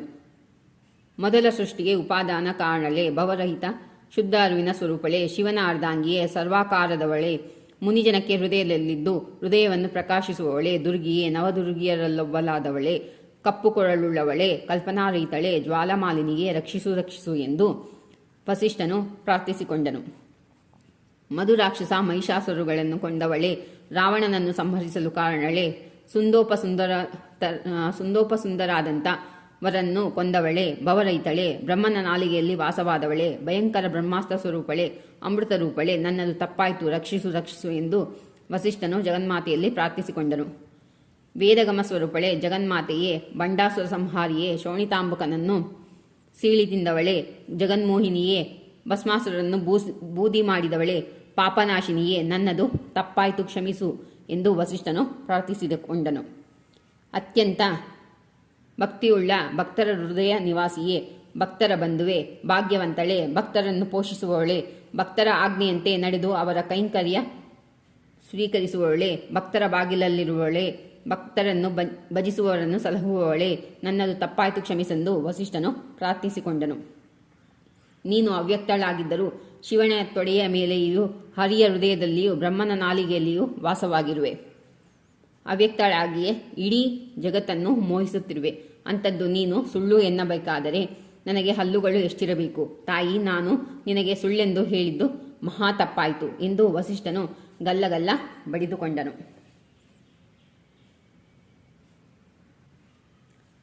ನೀನು ಅವ್ಯಕ್ತಳಾಗಿದ್ದರೂ ಪ್ರಪಂಚರೂಪಿಯಾಗಿರುವೆ, ಅವ್ಯಕ್ತಳಾಗಿದ್ದರೂ ಗುರು ಶಿಷ್ಯರಾಗಿರುವೆ. ಈ ಶಕ್ತಿ ಸ್ವರೂಪವೇ ನಾನೆಂಬ ಧ್ಯಾನದ ಧಾರಣಳಾಗಿರುವೆ. ಅವ್ಯಕ್ತಳಾಗಿ ನೀನು ಹೀಗೆ ಇರುತ್ತಿರುವಾಗೆ ನಿನಗೆ ಸುಳ್ಳೆನ್ನಲು ನಾನೆಷ್ಟರವನು, ಇದು ತಪ್ಪಾಯಿತು ಎಂದು ವಸಿಷ್ಠನು ಪ್ರಾರ್ಥಿಸಿಕೊಂಡನು. ಮಾಯೆ ಸತ್ಯವೆಂದವನಿಗೆ ಸತ್ಯವಾಗಿರುವೆ, ಮಿಥ್ಯೆ ಎಂದವನ ಪಾಲಿಗೆ ಮಿಥ್ಯೆಯಾಗಿರುವೆ. ಸತ್ಯ ಮಿಥ್ಯೆಗಳೆರಡಕ್ಕೂ ನೀನೇ ಸಾಕ್ಷಿಯಾಗಿರುವೆ. ನಿನ್ನನ್ನು ಅರಿಯಲಾರದ ನಾನು ಕತ್ತೆಯಂತೆ ಬುದ್ಧಿಶೂನ್ಯನಾದೆನು. ಮಾಯೆ ಮಿಥ್ಯವೆಂದು ನುಡಿದು ಹುಚ್ಚನಂತಾದೆ. ಪ್ರತ್ಯಗಾತ್ಮೆಳೆ, ದಯವಿಟ್ಟು ನನ್ನ ತಪ್ಪನ್ನು ಮನ್ನಿಸಿ ಕಾಪಾಡು ಎಂದು ವಸಿಷ್ಠನು ಪಶ್ಚಾತ್ತಾಪಪಟ್ಟನು. ಮಾಯೆಯೇ, ನಿನ್ನ ಮಹಿಮೆಯನ್ನು ತಿಳಿದುಕೊಳ್ಳುವುದು ತ್ರಿಮೂರ್ತಿಗಳಿಗೂ ಅಸಾಧ್ಯವಾಗಿದೆ. ಅಂದಾಗ ಕುನ್ನಿಮಾನವನಾದ ನಾನು ನಿನಗೆ ಸುಳ್ಳೆಂದು ಹೇಳಲಿಕ್ಕೆ ಎಷ್ಟರವನು. ಈ ದಿವಸ ನೀನು ಸುತರನೆಲ್ಲ ಕರೆದುಕೊಂಡು ಬಂದು ನನ್ನ ಮರ್ಯಾದೆಯನ್ನು ಕಳೆದುಬಿಟ್ಟೆ. ನಿನ್ನ ಪಾದಗಳಿಗೆ ನಮೋ ನಮೋ ಎಂದು ವಸಿಷ್ಠನು ಸಾಷ್ಟಾಂಗ ನಮಸ್ಕಾರ ಹಾಕಿದನು. ಮಾಯೆಯನ್ನು ಗೆದ್ದನೆಂದಾದರೆ ಆ ಪರಬ್ರಹ್ಮನೇ ತಾನೆಂದು ಚಿತ್ಶಕ್ತಿಯಾಗಬೇಕು. ಭಾವವೆಲ್ಲ ಅಡಗಿ ಶುದ್ಧ ನಿರಾಕಾರ ಬ್ರಹ್ಮನೇ ತಾನಾಗಬೇಕು. ಹೀಗೆ ಎದುರೆಂಬುದನ್ನೆಲ್ಲ ಅಳಿದು ನಿಂತದ್ದಾದರೆ ಆತ ಜೀವನ್ಮುಕ್ತನಾಗುವನು. ಅದು ತನ್ನಿಂದ ಸಾಧ್ಯವೇ? ನಾನಂತೂ ಶೂದ್ರ ನರನಾಗಿದ್ದೇನೆ. ಹೆಚ್ಚಿನ ಮಾತೇಕೆ? ದಯವಿಟ್ಟು ನನ್ನನ್ನು ಕ್ಷಮಿಸಿಬಿಡು ಎಂದು ವಸಿಷ್ಠನು ವಿಜ್ಞಾಪಿಸಿಕೊಂಡನು. ಮಾಯೆ ಸುಳ್ಳು ಎಂದದ್ದಾದರೆ ಮೊದಲು ಹೇಳುವವನೇ ಸುಳ್ಳಾಗಬೇಕಾಗುತ್ತದೆ. ಸೂರ್ಯ, ಚಂದ್ರ, ಭೂಮಿ, ಆಕಾಶ ಎಲ್ಲವೂ ಸುಳ್ಳಾಗಬೇಕಾಗುತ್ತದೆ. ತಾಯಿ, ಕ್ಷುಲ್ಲಕ ತಪಸ್ವಿಯಾದ ನಾನೇನು ಬಲ್ಲೆನು ನಿನ್ನ ಮಹಿಮೆ? ನಿನಗೆ ಸುಳ್ಳು ಎಂಥದ್ದು ಮಹಾಪರಾಧವಾಯಿತು. ದಯವಿಟ್ಟು ಕ್ಷಮಿಸು ತಾಯಿ ಎಂದು ವಸಿಷ್ಠನು ಸಾಷ್ಟಾಂಗವೆರಗಿದನು. ಆ ಕಾರಣದಿಂದಲೇ ಮಾಯೆಯನ್ನು ತಡವಿ ಸುಧಾರಿಸಲಿಕ್ಕಾಗದು. ಅದಕ್ಕೆಂದೇ ತ್ರಿಗುಣಗಳಲ್ಲಿ ಉದ್ಭವಿಸಿದ ತ್ರಿಮೂರ್ತಿಗಳು ಸಹಿತ ಜಗನ್ಮಾಯಿಗೆ ಮೊರೆ ಹೊಕ್ಕು ಬದುಕಿಕೊಂಡರು. ಯುದ್ಧದಲ್ಲಿ ಈ ದೇವಿ ಕೊಂದ ಅದ್ಭುತರಾದ ರಾಕ್ಷಸ ಸಂಖ್ಯೆಯನ್ನು ಎಣಿಸಿ ಹೇಳಲಿಕ್ಕಾಗದು. ಅದು ಅಮೃತದಂತೆ ಅಪಾರವಾಗಿದ್ದು ಸಮುದ್ರದ ಹನಿ ಮರಳಿನ ರಾಶಿಯನ್ನೆಣಿಸಿದಂತೆಯೇ ಸರಿ ಎಂದು ಶಿವನು ನಂದೀಶನಿಗೆ ತಿಳಿಸಿದನು. ಹರಿಯ ಅವತಾರಗಳೆಲ್ಲ ಶ್ರೇಷ್ಠಳಾದ ದೇವಿಯ ಅವತಾರಗಳೇ ಆಗಿವೆ. ಗಿರಿಜೆಗೂ ಹರಿಗೂ ಭೇದ ತೋರುವ ಪಾಪಿಯು ಬಹುಕಾಲ ಯಮಲೋಕದ ಘೋರ ನರಕದಲ್ಲಿ ಬೀಳಬೇಕಾಗುತ್ತದೆ. ಯಮದೂತರು ಕಲ್ಪಾಂತರುಗಳವರೆಗೆ ಅವನನ್ನು ಚಿತ್ರಹಿಂಸೆ ಕೊಡುತ್ತಾ ಕಾಡಿಸುತ್ತದೆ ಎಂದು ಶಿವನು ನಂದೀಶನಿಗೆ ಹೇಳಿದನು. ಧ್ಯಾನ ಮಾಡಬೇಕಾದ ದೇವಿ ಮೂರ್ತಿಗಳ ವಿವರವನ್ನು ಹೇಳುತ್ತೇನೆ. ಜ್ಞಾನವಂತನಾದ ಬಸವೇಶ ಅದನ್ನು ತಿಳಿದುಕೋ. ಕಾಳಿ ಮೂರ್ತಿಯ ಲಕ್ಷಣ ಹೀಗಿದೆ: 8 ಭುಜಗಳು, 10 ಮುಖಗಳು, ಕೈಯಲ್ಲಿ ಡಮರುಗ, ತ್ರಿಶೂಲ, ಅಂಕುಶ, ಬಾಣ, ಬಿಲ್ಲು, ಪಾನಪತ್ರೆ, ಚಕ್ರ, ಕತ್ತಿಗಳನ್ನು ಹಿಡಿದಿಡುತ್ತಾಳೆ. ಸುಜ್ಞಾನಿಯೇ ಇದು ಕಾಳಿ ಮೂರ್ತಿ ಎಂದು ತಿಳಿದುಕೊಂಡು ಮಾನಸ ಪೂಜೆ ಮಾಡತಕ್ಕದ್ದು. 1 ತಲೆ, 4 ಭುಜಗಳು, ಸುಂದರ ಹಾಗೂ ವಿಸ್ತಾರವಾದ ಮುಖದಲ್ಲಿ ರಕ್ತವರ್ಣದ 3 ಕಣ್ಣುಗಳು, ಕೊರಳಲ್ಲಿ ರುಂಡಮಾಲೆ, ಕಪಾಲ ಹಿಡಿದಿದ್ದು ಕಪ್ಪು ವರ್ಣದವಳಾಗಿರುವಳು. ಮಂಚದ ಕಾಲಿನಂತಹ ಗದೆ, ಖಡ್ಗಗಳನ್ನು ಧರಿಸಿರುವಳು. ಇವಳು ಕಾಳಿ ಮೂರ್ತಿಯು. ಇವಳನ್ನು ಮನಸ್ಸಿಂದ ಧ್ಯಾನ ಮಾಡತಕ್ಕದ್ದು. ಹಣೆಯಲ್ಲಿ ಕೆಂಪು ತಿಲಕ, ಕೆಂಪು ಅಕ್ಷತೆ, ಬಿಚ್ಚಿದ ಜಡೆ, 8 ಭುಜಗಳು, 3 ಮುಖ, ಸರ್ಪಗಳ ಆಭರಣಗಳು, ರುಂಡಮಾಲೆ ಧರಿಸಿ ಕೆಂಪು ಉಡುಗೆಯಲ್ಲಿರುವಳು. ಕೈಯಲ್ಲಿ ಗದೆ, ಕಟ್ವಾಂಗ, ಕತ್ತಿ, ಆಯುಧಗಳುಳ್ಳ ಬಹುಧೈರ್ಯವುಳ್ಳ ಮೂರ್ತಿಯನ್ನು ಸ್ಮರಣೆ ಮಾಡು. ಇದು ಕಾಳಿಯ ಮೂರ್ತಿ ಎಂದು ಶಿವನು ಹೇಳಿದನು.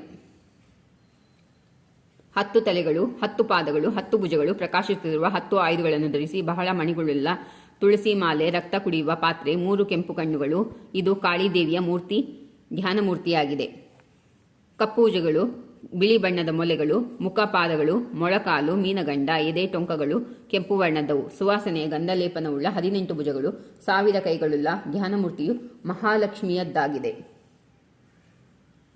ಸುಗಂಧ ಲೇಪನವುಳ್ಳ 8 ಭುಜಗಳು, ಸರ್ವಾಭರಣ ಭೂಷಿತೆಯಾಗಿ ಹಣೆಯಲ್ಲಿ ರಕ್ತ ತಿಲಕವನ್ನಿಟ್ಟುಕೊಂಡು ರುಂಡಮಾಲೆ ಧರಿಸಿಕೊಂಡು ಸರ್ವಾಯುಧಗಳನ್ನು ಕರಗಳಲ್ಲಿ ಧರಿಸಿ ರಕ್ತದ ಪಾನಪಾತ್ರೆ ಹಿಡಿದಿರುವ ಮೂರ್ತಿಯು ಭಾರತೀ ದೇವಿ ಅರ್ಥಾತ್ ಸರಸ್ವತಿಯ ಧ್ಯಾನ ಮೂರ್ತಿಯಾಗಿದೆ. ಧೈರ್ಯವುಳ್ಳವರು ಆರಾಧಿಸಬಹುದು. 10 ಮುಖಗಳು, 8 ಭುಜಗಳು, ಕೆಂಪು ಉಡುಗೆ ತೊಟ್ಟಿರುವಳು, 3 ಕಣ್ಣುಗಳು, ಕತ್ತಿ, ಪಾನಪಾತ್ರೆ, ಗದೆ, ಲಾಂಗೂಲ, ಮುಸಲ, ಬಾಣಗಳನ್ನು ಧರಿಸುತ್ತಾಳೆ. ಕಿರೀಟ ಧರಿಸಿ ಮುತ್ತಿನ ಒಡವೆಗಳಿಂದ ಅಲಂಕೃತಳಾಗಿರುತ್ತಾಳೆ. ಗಂಧ ಪರಿಪರಿಯ ಪುಷ್ಪಗಳಿಂದ ಶೋಭಿತಳಾಗಿರುವ ಮೂರ್ತಿಯು ಸರಸ್ವತಿ ಧ್ಯಾನ ಮೂರ್ತಿಯಾಗಿರುತ್ತದೆ. ಇವಳನ್ನು ಚಿತ್ಸುದ್ದಿಯಿಂದ ಧ್ಯಾನಿಸತಕ್ಕದ್ದು. ನಂದೀಶ ಕೇಳು. ಅಂದು ಮಧುಕೈಟವರನ್ನು ಕಾಳಿಯಾಗಿ ಕೊಂದವಳು ಇವಳೆ. ನಂತರ ಮಹಿಷಾಸುರನು ಮಹಾಲಕ್ಷ್ಮಿಯಾಗಿ ಸಂಹರಿಸಿದವಳು ಇವಳೆ. ಮುಂದೆ ಮಂದಮತಿಗಳಾದ ಶುಂಭ ನಿಶುಂಭರನ್ನು ಛೇದಿಸಿ ತುಂಡು ಮಾಡಿದ ಸರಸ್ವತಿಯು ಇವಳೇ ಆಗಿದ್ದಾಳೆ. ಆ 3 ರೂಪಗಳಲ್ಲಿ ತೋರಿ ಕಾಣಿಸಿದವಳು ಈ ಮಹಾಗೌರಿಯೇ ಆಗಿದ್ದಾಳೆ. ನಂದಿಯೇ, ಮಧುಕೈಟವರನ್ನು ವಿಷ್ಣು ಕೊಂದನೆಂದು ತಿಳಿಯಬೇಡ. ವಿಚಾರ ಮಾಡಿ ನೋಡಿದರೆ ಸ್ತ್ರೀಯಾಗಿಯೂ ಪುರುಷನಾಗಿಯೂ ಇರುವ ಮಹಾಕಾಳಿಯೇ ಪುರುಷರಾಕಾರದಿಂದ ಅವರನ್ನು ಕೊಂದಳು. ಮಹಾಕಾಳಿಯೇ ಹರಿಯು, ಹರಿಯೇ ಮಹಾಕಾಳಿಯಾಗಿದ್ದಾಳೆ. ಇದು ಸಂಜ್ಞಾರ್ಥವಾಗಿದೆ ಎಂದು ಶಿವನು ನಂದಿಗೆ ಸೂಚಿಸಿದನು. 3 ಕಣ್ಣುಗಳುಳ್ಳ 3 ಕಣ್ಣುಗಳು, 1 ಮುಖ, 6 ಭುಜಗಳು, ಖಡ್ಗ, ಕಟಾರಿ, ಚಕ್ರ ಹಾಗೂ ಘೋರ ದೈತ್ಯರ ರಕ್ತ ತುಂಬಿದ ಪಾನಪಾತ್ರೆಯನ್ನು ಕೈಯಲ್ಲಿ ಧರಿಸಿರುವಳು. ನೀಲಿ ಬಣ್ಣದ ಸೀರೆಯನ್ನುಟ್ಟು ನೀಲತುರಗವನ್ನೀರಿರುವಳು. ಮುತ್ತಿನ ಹಾರಗಳಿಂದ ಅಲಂಕೃತಳಾಗಿರುವಳು. ಇದು ಭಗವತಿಯ ಧ್ಯಾನ ಮೂರ್ತಿ ಎಂದು ತಿಳಿದುಕೋ ಎಂದು ಶಿವನು ನಂದೀಶನಿಗೆ ವಿವರಿಸಿ ಹೇಳಿದನು. ಕೆಂಪು ಕಣ್ಣುಗಳು, ಹಲ್ಲು ದವಡೆ, ಕಚ್ಚಿದ ಮುಖ, ಕರಗಳಲ್ಲಿ ಖಡ್ಗ, ವಜ್ರಾಯುಧ, ಮುದ್ಗರ, ಗದೆ ಧರಿಸಿ ಎಡಕೈಯಿಂದ ದೈತ್ಯರ ನಾಲಿಗೆ ಹಿಡಿದೆಳೆದು ಪೀಡಿಸುತ್ತಿರುವ, ಹಳದಿ ವಸ್ತ್ರಧಾರಣೆ ಮಾಡಿದ, 10 ಹಸ್ತಗಳಲ್ಲಿ ಬಂಗಾರದ ಒಡವೆ ಧರಿಸಿದ ಮೂರ್ತಿಯು ಜ್ವಾಲಾಮುಖಿ ಎಂಬ ಧ್ಯಾನ ಮೂರ್ತಿಯಾಗಿದೆ. ಕೈಗಳು 4, 1 ಮುಖ, ಎಡಹಸ್ತದಲ್ಲಿ ರಂಟೆ, ಧನುಸ್ಸು, ವೀಣೆಯನ್ನು ಮೆಲ್ಲನೆ ಬಾರಿಸುತ್ತಾ ಗೋಣು ಹಾಕುತ್ತಾ 3 ಕಣ್ಣುಗಳಿಂದ ಭೂಷಿತೆಯಾಗಿರುವಳು. ಮೈ ಮೇಲೆ ನೀಲಿ ಬಣ್ಣದ ಸೀರೆಯುಟ್ಟು ಮೈಕೈಗಳಲ್ಲಿ ಮುತ್ತಿನ ಆಭರಣಗಳಿಂದ ಯುಕ್ತಳಾಗಿರುವಳು. ಇವಳು ಶ್ಯಾಮಲಾದೇವಿ ಧ್ಯಾನ ಮೂರ್ತಿಯಾಗಿರುವಳು. ಸುಂದರವಾದ ಬಂಗಾರದ ವರ್ಣದ 4 ಹಸ್ತಗಳಲ್ಲಿ ಗದೆ, ಶಂಖ, ಬಾಣ ಮತ್ತು ವಿಷ್ಣುವಿನ ಧನುಸ್ಸುಗಳನ್ನು ಧರಿಸಿರುವಳು. ಬಂಗಾರದ ಕಿವಿಯಾರಣ, ಕಿವಿಯಾಭರಣ ಕಿರೀಟಗಳಿಂದ ಸುಂದರವಾಗಿ ಶೋಭಿಸುವ ಮೂರ್ತಿಯು ನಂದಭಗವತಿ ಎಂಬ ವಶೀಕರಣದ ಧ್ಯಾನಮೂರ್ತಿಯಾಗಿದೆ. ಕೆಂಪು ವರ್ಣದ ಭುಜಗಳು, ಕೆಂಬಣ್ಣದ ಪಾದಗಳು, ರಕ್ತವರ್ಣದ ಮುಖ, ರಕ್ತನೇತ್ರಗಳು, ರಕ್ತವರ್ಣದ ಮೊಳಕಾಲು, ರಕ್ತವರ್ಣದ ಮೀನಗಂಡ, ರಕ್ತವರ್ಣದ ಎದೆ, ನಡುಗಳು, 10 ಭುಜಗಳಲ್ಲಿ ರಕ್ತಮಯವಾದ ಆಯುಧಗಳು, ಕೆಂಪು ಹೂವು, ಕೆಂಪು ಗಂಧಗಳಿಂದ ಅಲಂಕೃತವಾಗಿರುವ ಮೂರ್ತಿಯು ರಕ್ತದಂತೆಯೇ ಧ್ಯಾನಮೂರ್ತಿಯಾಗಿದೆ. ಕೆಂಪು ಮುಖ, 11 ಭುಜಗಳು, 4 ಆಯುಧಗಳು, ಪುಷ್ಪ, ಗಂಧ, ಆಭರಣ, ರಕ್ತ ಹಿಡಿದಿರುವ ಪಾತ್ರೆ, 3 ಕಣ್ಣು, ಭಯಂಕರ ಮುಖ, ಕೇವಲ ರಕ್ತಮಾಂಸಗಳ ಆಹಾರದ ಮೂರ್ತಿಯು ರಕ್ತಚಾಮುಂಡಿಯ ಧ್ಯಾನಮೂರ್ತಿಯಾಗಿರುವುದು. ಉದ್ದವಾದ ತೋಳುಗಳು, ದೀರ್ಘ ಶರೀರ, ವಿಶಾಲವಾದ ಕಣ್ಣುಗಳು, ತುಂಬಿದ 2 ಮೊಲೆ, ಬಹಳೆ ಕಾಂತಿಯುಕ್ತವಾದ ಕೆಂಪು ವರ್ಣದ ವೇಷಭೂಷಣಗಳು, ಅಲಂಕಾರಗಳು, ಪರಿಮಳಯುಕ್ತ ಪುಷ್ಪಗಳಿಂದ ಅಲಂಕೃತೆಯಾಗಿ ಖಡ್ಗಧನುಸುಗಳನ್ನು ಧರಿಸಿರುವಳು. ಭಕ್ತರ ಬಗ್ಗೆ ದಯಾಮೂರ್ತಿಯಾದ ಇವಳು ಸದಾ ಹಸನ್ಮುಖಿಯಾಗಿರುವ ವಿಶಾಲಾಕ್ಷಿ ಧ್ಯಾನಮೂರ್ತಿಯಾಗಿರುವಳು. ಕಾಯಿ ಪಲ್ಯ ಪಕ್ವಾನ್ನಗಳಲ್ಲಿ ಇವಳಿಗೆ ಪ್ರೀತಿ ಹೆಚ್ಚು. ಕಮಲ ಬಹುತರದ ಪುಷ್ಪ ಫಲಗಳು, ಅನೇಕ ಆಭರಣಗಳಿಂದ ಇವಳಿಗೆ ತೃಪ್ತಿಯಾಗುವುದು. 1 ಮುಖ, 4 ಭುಜಗಳು, ಬಿಳಿಯ ವರ್ಣದ ದೇಹ, 2 ಮೊಲೆಗಳು ಉಂಟು. ಇವಳನ್ನು ಸ್ಮರಿಸಿದೆ ಅನ್ನವೂ ಹೆಚ್ಚಾಗುವುದು. ಈಕೆಯ ಶಾಕಾಂಬರಿಯ ಧ್ಯಾನಮೂರ್ತಿಯಾಗಿರುವಳು. ಕೆಂಗಣ್ಣು ಹಾಗೂ ಹಿರಿದ ಖಡ್ಗ, 4 ಭುಜ, ಧನುಸ್ಸು, ತ್ರಿಶೂಲ, ಬಿಲ್ಲು ಬಾಣಗಳನ್ನು ಹಿಡಿದಿರುವಳು. ಕರಪತ್ರೆಯಲ್ಲಿ ಅಸುರರ ರಕ್ತಮಾಂಸಗಳನ್ನು ರುಚಿ ನೋಡಿ ನೋಡಿ ಕೋಪದಿಂದ ತಿನ್ನುತ್ತಿರುವಳು. ಈ ತೆರನಾದ ಮೂರ್ತಿಯು ದುರ್ಗಾದೇವಿಯ ಧ್ಯಾನಮೂರ್ತಿಯಾಗಿದೆ. ಒಳ್ಳೆ ವಿಸ್ತಾರವಾದ ಕಣ್ಣುಗಳು, ಪೂರ್ಣದಯುಳ್ಳ ಮುಖವು, ಬಹುಪ್ರಕಾಶಮಾನವಾದ ರತ್ನಗಳಿಂದ ತುಂಬಿದ ಆಭರಣ, ನೀಲಿ ಬಣ್ಣದ ಕಾಂತಿಯುಕ್ತ ಸುಂದರ ದೇಹ, ಪ್ರಾಯದ ಸೌಂದರ್ಯ, 4 ಭುಜ, ಕತ್ತಿ, ಗದೆ, ಬಾಣ, ಬಿಲ್ಲುಗಳ ಆಯುಧ, ಮಂದಸ್ಮಿತ ಮನೋಹರ ಮೂರ್ತಿಯು ಭೀಮಾದೇವಿಯ ಧ್ಯಾನಮೂರ್ತಿಯಾಗಿದೆ. ಮನೋಹರ ಬಣ್ಣದ ದೇಹ, ಕೋಟಿ ಸೂರ್ಯ ಪ್ರಕಾಶದ ಕಿರೀಟ, ಕೈಯಲ್ಲಿ ಆಶ್ಚರ್ಯಕರವಾದ ಚಕ್ರ, ಖಡ್ಗ, ಗದೆ, ಸುರಾಪಾತ್ರೆ ಧರಿಸಿ ಸಡಿಲವಾದ ಉಡುಗೆ ಧರಿಸಿರುತ್ತಾಳೆ. ನಿಯಮಿತವಾದ ನಾಗಾಭರಣ, ಸರ್ವಾಭರಣ ಧರಿಸಿ 3 ಕಣ್ಣಿನವಳಾಗಿ ಶೋಭಿಸುವಳು. ಭ್ರಮರಾಂಬಿಕೆಯ ಧ್ಯಾನಮೂರ್ತಿಯಾಗಿರುತ್ತಾಳೆ. ಬ್ರಹ್ಮಾದಿ ಪಂಚಪುರುಷರ ಪ್ರೇತದಾಸನ ಮನೋಹರವಾದ ನತ್ತು, ಬಿಲ್ಲು ಬಾಣ, ಪಾಶ, ಅಂಕುಶ, ಆಯುಧಗಳು, 3 ಕಣ್ಣುಗಳು, ಸೋಹೋಮೆಂಬ ಮಂತ್ರಜಪವು, ಮನೋಹರವಾದ ಪೀತಾಂಬರ, 4 ಭುಜಗಳು, ಹೊಸದಾಗಿ ಬಂದ ಸ್ತನದ್ವಯಗಳು, ಈ ರೀತಿಯಲ್ಲಿರುವ ಮೂರ್ತಿಯು ಬಾಲತ್ರಿಪುರ ಧ್ಯಾನಮೂರ್ತಿಯಾಗಿದೆ. ಅಚ್ಚ ಕೆಂಪಗಿರುವ ದೇಹ, ವಿಷ್ಣು ಧನುಸ್ಸು, ಬಾಣ, ಪಾಶ, ಅಂಕುಶ ಧರಿಸಿದ್ದು, 3 ಕಣ್ಣುಗಳುಳ್ಳವಳಾಗಿಯೂ 2 ಸ್ತನವುಳ್ಳವಳು, ಲೆಕ್ಕವಿಲ್ಲದ ಪುಷ್ಪಗಳನ್ನು ತಲೆಯಲ್ಲಿ ಮುಡಿದವಳು, ಪಣಿತಿಲಕದಿಂದ ಶೋಭಿತಳು. ಅನಂತ ಸೂರ್ಯ ಪ್ರಕಾಶ ಮೀರಿಸುವ ಪರಬ್ರಹ್ಮಳಂತಿರುವ ಚತುರ್ಭುಜಗಳಿಂದೊಡಗೂಡಿದ ಮೂರ್ತಿಯು ತ್ರಿಪುರಾಂಬಿಯ ಧ್ಯಾನಮೂರ್ತಿಯಾಗಿದೆ. ಬಿಳಿ ಬಣ್ಣದ ದೇಹ, ಬಿಳಿಯ ವಸ್ತ್ರ ಉಡುಗೆ, 4 ಭುಜ, 3 ಕಣ್ಣು, ಬಿಳಿ ಪುಷ್ಪಗಳನ್ನು ಮುಡಿದಿದ್ದು, ಮುತ್ತಿನ ಹಾರ, ಕರಪತ್ರೆ, ಕಾಲಲ್ಲಿ ಬಿಳಿ ಬಣ್ಣದ ಅಂದುಗೆಗಳನ್ನು ಧರಿಸಿರುತ್ತಾಳೆ. ಪಾತ್ರೆಯಲ್ಲಿ ಅನ್ನ ಹಿಡಿದಿರುವ ಈ ಮೂರ್ತಿಯು ಅನ್ನಪೂರ್ಣಿಯ ಧ್ಯಾನಮೂರ್ತಿಯಾಗಿದೆ. ಬೂದಿ ಬಣ್ಣದ ಪ್ರಕಾಶಮಯವಾದ ಸುಂದರ ದೇಹ, ಕಪ್ಪು ವರ್ಣದ 4 ಭುಜಗಳು, ತಾವರೆ ಕುಸುಮ ಮುಡಿದಿದ್ದು ಬಾಲಕ್ಷಾಂಗ್ಯ ಖಡ್ಗ ಧರಿಸುತ್ತಾಳೆ. 2 ಸುಂದರ ಕುಚಗಳು, 3 ಕಣ್ಣುಗಳು, ರೋಮಗಳಲ್ಲಿ ಪ್ರಕಾಶ ತುಂಬಿರುವ ಅಪ್ರತಿಮ ಸುಂದರಿ ಇವಳು. ಇದು ಭವಾನಿ ಧ್ಯಾನಮೂರ್ತಿಯಾಗಿರುತ್ತದೆ. ಕ್ರೂರ ನೋಟ ಬೀರುವ 3 ಕಣ್ಣು, ಹಿರಿದ ಖಡ್ಗ, ವೀರಮಂಡೆಯೂರಿ 18 ಭುಜಗಳುಳ್ಳಕೆಯಾಗಿರುತ್ತಾಳೆ. ಕ್ರೂರ ರಾಕ್ಷಸರ ರಕ್ತ ಕುಡಿದು ಮಾಂಸ ತಿನ್ನುತ್ತಿರುತ್ತಾಳೆ. ಹಾರಿ ಹಾರಿ ಕೂಗುತ್ತಾ ಹುಂಕಾರ ಮಾಡುತ್ತಾ ತನ್ನ ಸುಂದರವಾದ 2 ಸ್ತನಗಳಿಂದಲೇ ವೈರಿಗಳನ್ನು ನಾಶ ಮಾಡುತ್ತಿರುತ್ತಾಳೆ. ಈ ಮೂರ್ತಿಯು ಮಾರಿದೇವಿಯ ಧ್ಯಾನಮೂರ್ತಿಯಾಗಿದೆ ಎಂದು ತಿಳಿಯತಕ್ಕ. ಹೆಣಗಳನ್ನು ಕೈಯಿಂದ ಹಿಡಿದು ಮಾಂಸವನ್ನು ತಿಂದು ರಕ್ತ ಕುಡಿಯುತ್ತಾ 3 ಕಣ್ಣು ತ್ರಿಶೂಲಗಳಿಂದ ಕಿಡಿಯುಗಳುತ್ತಲಿರುವ 2 ಮೊಲೆಗಳನ್ನು ಖಡ್ಗದಂತೆ ಹೊಯ್ದಾಡಿಸುತ್ತಾ 4 ಭುಜಗಳಿಂದ ಕ್ರೋಧಯುಕ್ತಳಾಗಿ ಶೋಭಿಸುತ್ತಿರುವ ಮೂರ್ತಿಯೇ ಪ್ರೇತ ಚಾಮುಂಡಿಯ ಧ್ಯಾನಮೂರ್ತಿ ಎನಿಸುವುದು. ಕಪ್ಪು ದೇಹ ಹಾಗೂ ಭಯಂಕರವಾದ 8 ಭುಜಗಳು, 3 ಕಣ್ಣು, 2 ಕುಚಗಳು, ರುಂಡಮಾಲೆಯನ್ನು ಧರಿಸಿಕೊಂಡು ಕೈಯಲ್ಲಿ ಮಾಂಸ ಹಿಡಿದಿರುವಳು. ಕೆಂಪು ವಸ್ತ್ರಾಭರಣಗಳಿಂದ ಅಲಂಕೃತೆಯಾಗಿದ್ದು ಬಿಲ್ಲು ಬಾಣ ಕತ್ತಿಗಳನ್ನು ಧಾರಣ ಮಾಡಿರುವಳು. ಇದು ಭಯಂಕರಿಯಾದ ಭೈರವಿಯ ಧ್ಯಾನಮೂರ್ತಿಯಾಗಿರುತ್ತದೆ. ಪೀತಾಂಬರದುಡುಗೆ, ವಸ್ತ್ರವಾರಿ ನೋಟದ 3 ಕಣ್ಣುಗಳು, ಮುಷ್ಟಿ ಬಿಗಿದು ತಲೆಯನ್ನು ಬಗ್ಗಿಸಿ ಪಾದಗಳನ್ನು ಚೆನ್ನಾಗಿ ಎತ್ತಿದ ಕಪ್ಪು ಶರೀರ, 8 ಭುಜಗಳಿಂದ ಯುಕ್ತವಾದ ಮಲ್ಲನಂತಿರುವ ಸದೃಢ ದೇಹ. ಮುಷ್ಟಿಯುದ್ಧ ಮಾಡುವವರಿಗೆ ಪೈಲ್ವಾನರಿಗೂ ಇವಳ ಮೇಲೆ ಭಕ್ತಿ ಬಹಳ.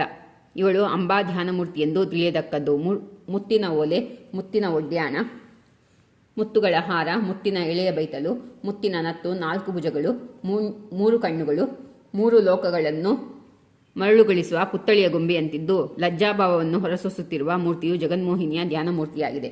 ಬಂಗಾರದ ಓಲೆ, ಬಂಗಾರದ ಕುಪ್ಪಸ, ಬಂಗಾರ ವರ್ಣದ ಸೀರೆ, ಬಂಗಾರದ ತರತರದ ಆಭರಣಗಳು, ಬಾಣ, ಬತ್ತಳಿಗೆ, ವಿಷ್ಣುವಿನ ಧನಸ್ಸು ಮುಂತಾದವುಗಳನ್ನು 6 ಹಸ್ತಗಳಲ್ಲಿ ಧರಿಸಿರುತ್ತಾಳೆ. ಮೋಹಕವಾದ 3 ಕಣ್ಣುಗಳು, 2 ಕೋಮಲ ಸ್ತನಗಳು. ಇವಳು ಭಕ್ತಪ್ರೇಮಿಯಾದ ಪದ್ಮಾವತಿಯ ಧ್ಯಾನಮೂರ್ತಿ ಎಂಬುದು ತಿಳಿದುಕೊಳ್ಳತಕ್ಕದ್ದು. ಅರ್ಧ ದೇಹವು ತಿಳಿ ನೀಲವರ್ಣದಿದ್ದು ಇನ್ನೊಂದು ಭಾಗದಲ್ಲಿ ಮುತ್ತಿನ ಕುಂಕುಮ, ಓಲೆ ಇರುತ್ತವೆ. ಹಳದಿಯ ಸೀರೆ, ವಿಷ್ಣುವಿನ ಎದೆಯ ಮೇಲಿನ ಗುರುತುಗಳಿರುತ್ತವೆ. ಶಾರ್ಗ ಧನುಸ್ಸನ್ನು ಧಾರಣ ಮಾಡಿರುತ್ತಾಳೆ. ಅರ್ಧ ದೇಹವು ತಿಳಿ ನೀಲಿ ವರ್ಣದ್ದಾದರೆ ಇನ್ನರ್ಧ ದೇಹ ಬಿಳಿಯ ವರ್ಣದ್ದಿರುತ್ತದೆ. ಬಲಭಾಗದಲ್ಲಿ ಭಸ್ಮ ಉರಿ ನೇತ್ರಗಳಿರುತ್ತವೆ. ಗಜ ಚರ್ಮದ ಉಡುಗೆ, ಬುಡುಬುಡಿಕೆ, ತ್ರಿಶೂಲ ಹಿಡಿದಿದ್ದು ಎಡಭಾಗದಲ್ಲಿ ಅರ್ಧಚಂದ್ರ ಹೇಮಾಂಬರಧಾರಿಯಾಗಿರುತ್ತಾಳೆ. ಇದು ಅರ್ಧನಾರೀಶ್ವರನೆಂಬ ಹರಿಹರ ಧ್ಯಾನಮೂರ್ತಿ ಎಂಬುದು ತಿಳಿಯತಕ್ಕದ್ದು. ಮುಗುಳು ನಗೆ ಸೂಸುವ ಪ್ರೀತಿಯ ಮುದ್ದು ಮುಖ, 3 ಆನಂದ ಸುರಿಸುವ ನೇತ್ರಗಳು, ಚತುರ್ಭುಜ, ತ್ರಿಮೂರ್ತಿಗಳಿಗೆ ಮೊಳೆಯುಣಿಸುತ್ತಿರುತ್ತಾಳೆ. ಮುತ್ತು ಕೆಚ್ಚಿದ ಪೀತಾಂಬರಗಳಲ್ಲಿ ಪಳಪಳ ಹೊಳೆಯುತ್ತಿರುತ್ತಾಳೆ. ಇವಳು ವೇದಗಮಗಳಿಗೆ ಅತೀತಳಾದ ಪೂರ್ಣ ಬ್ರಹ್ಮ ಎನಿಸುವ ಅಂಬಾಭವಾನಿಯ ಧ್ಯಾನಮೂರ್ತಿ ಎಂದು ತಿಳಿದುಕೊಳ್ಳತಕ್ಕದ್ದು. ಈ ಪ್ರಕಾರವಾಗಿ ಎಲ್ಲ ಮೂರ್ತಿಗಳು ಗೌರಿಯಲ್ಲಿಯೇ ತೋರುವುವು. ದೇವಿಯ ಅನಂತವಾಗಿರುವ ಮೂರ್ತಿಗಳನ್ನು ವರ್ಣಿಸುವುದು ಅಸಾಧ್ಯವಾದುದು. ಇದು ಸಾಧ್ಯವಿಲ್ಲ. ಯಾರು ಯಾವ ಮೂರ್ತಿಯನ್ನು ಆರಾಧ್ಯವಾಗಿಟ್ಟುಕೊಂಡು ಪ್ರಾರ್ಥಿಸುವರೋ ಅವರಿಗೆ ಅದೇ ಮೂರ್ತಿಯಾಗಿ ಫಲ ನೀಡುವಳು. ಗೌರಿಯು ತನ್ನ ಭಕ್ತರಿಗೆ ಸೇವಕಳಾಗಿ ಇರುವಳೆಂಬುದು ನಿಶ್ಚಿತವು. ಭಕ್ತರ ಕಾಮನೆಗಳೆಲ್ಲ ಅವಳು ಪೂರೈಸುವಳು. ತನ್ನ ಗುರುವಿನ ಸಂಪ್ರದಾಯವನ್ನು ಮುಕ್ಕು ಮಾಡದೆ ಗುರುವು ತನಗೆ ಹೇಳಿದ ಮೂರ್ತಿಯ ಮಂತ್ರ, ಮೂರ್ತಿ ವರ್ಣನೆಗಳನ್ನು ಸರಿಯಾಗಿ ಅರ್ಥ ಮಾಡಿಕೊಂಡು ಪ್ರತಿ ದಿವಸ ಉನ್ನತೋನ್ನತ ಭಕ್ತಿಯಿಂದ ಆರಾಧಿಸಬೇಕು. ಅಂದರೆ ಅವನಿಗೆ ದೇವಿಯ ಸಕಲ ಅಭಿಷ್ಟಗಳನ್ನು ಸಿದ್ಧಿ ಮಾಡಿಕೊಡುವಳು. ದೇವಿಯ ಚರಿತ್ರೆಯು 3 ಭಾಗವಾಗಿದೆ. ಮಧುಕೈಟವರು ನಾಶವಾಗಲು ಮೊದಲನೆಯ ಭಾಗ ಮುಗಿಯಿತು. ಮಹಿಷಾಸುರನು ಸಂಹಾರವಾಗಲು 2ನೆಯ ಭಾಗ ತೀರಿತು. ಮೃತ್ಯು ಸ್ವರೂಪದವರಾದ ಶುಂಭ ನಿಶುಂಭರ ಮರಣವಾಗಲು 3ನೆಯ ಭಾಗ ಮುಗಿಯಿತು. ಕದಲದಂಥ ಕೆಲಸವಿದ್ದರೆ ಮೊದಲನೆಯ ಚರಿತ್ರೆ ಭಾಗವನ್ನು ಓದಿ ಮುಗಿಸಬೇಕು. ಅನುಕೂಲವಾದರೆ 2ನೆಯ ಭಾಗವನ್ನು ಓದಿ ಮುಗಿಸಬೇಕು. ಪ್ರತಿ ದಿವಸದಲ್ಲಿಯೂ ಭಕ್ತಿ ಹಾಗೂ ನಿತ್ಯಾನಂದಗಳಿಂದ ಸಂಪೂರ್ಣ ಚರಿತ್ರೆಯನ್ನು ಓದುವವನು ನಿಜವಾಗಿಯೂ ಕೃತಕೃತ್ಯನೆನಿಸುವನು, ಉದ್ಧಾರವಾಗುವನು. ಪರಮಾತ್ಮನು ಈ ರೀತಿಯಾಗಿ ದೇವಿಯ ಚರಿತ್ರೆಯನ್ನು ಆನಂದದಿಂದ ಬಣ್ಣಿಸುತ್ತಿರಲು ಬಸವೇಶನು ಆನಂದದಿಂದ ದೇಹಭಾವ ಮರೆತು ಕೈಗಳನ್ನು ಮುಗಿದು ನಿಂತು ದೇವಿಯನ್ನು ಬಹುವಿಧದಿಂದ ಸ್ತುತಿಸುತ್ತಾ ಪರವಶನಾಗಿ ಚಿದಾನಂದ ಸ್ವರೂಪ ಗುರುವರ್ಯನನ್ನು ಧ್ಯಾನಿಸಿದನು. ಇತಿ ಶ್ರೀಮತ್ ಪರಮಹಂಸ ಪರಿವ್ರಜಕಾಚಾರ್ಯ ಚಿದಾನಂದ ಗುರುವರ್ಯ ಚರಣ ಪದ್ಮಾದಿರೇಪ ಶ್ರೀ ಚಿದಾನಂದವಧೂತ ವಿರಚಿತ ಪಾರ್ವತೀ ಮಹಾತ್ಮೆಯೋಳ್ ಮಹಿಮಾ ನಾಮ 17 ಸಂಪೂರ್ಣಂ.